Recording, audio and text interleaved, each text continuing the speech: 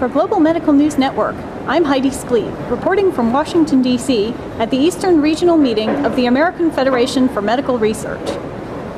The impact of bisphosphonate use on cardiovascular calcification in women varied with age, according to Dr. Sami El-Maraya of the Mount Sinai School of Medicine in New York.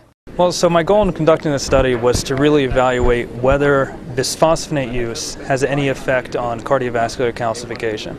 There's an emerging set of data from the basic science world and also a little bit in the clinical demonstrating that bisphosphonates may actually be able to inhibit cardiovascular calcification.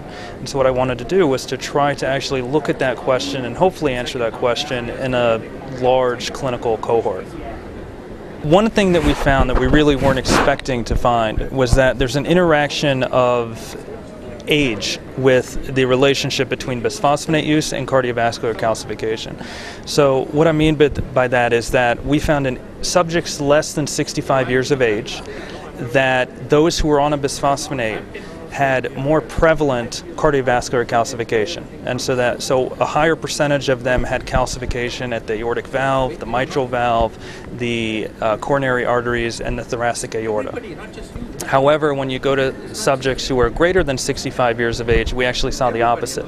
We saw that those subjects of very significantly smaller proportion of those patients had cardiovascular calcification. What are the clinical implications of your results? The clinical implications are twofold. Again, we noticed different associations in the younger subjects and the older subjects. So I think that the implications, of course, are different in those two patient populations. I'll start with the younger population, in which, again, we noticed an increased prevalence of cardiovascular calcification with bisphosphonate use. So in that group, we really need more data to see if bisphosphonates truly have a deleterious effect in those younger patients, or whether my hypothesis is correct that bisphosphonate use is simply a marker of another disease process. So that we need to prove, again, in another prospective, hopefully, study.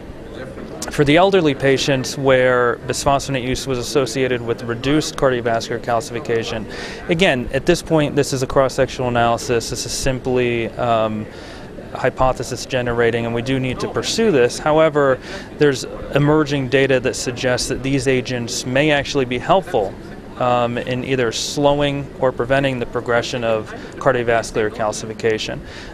Both of these things need to be studied more in prospective studies, and hopefully we can also start to get a sense of why this relationship may exist and what the mechanism of action may be. For Global Medical News Network, this is Heidi Splete.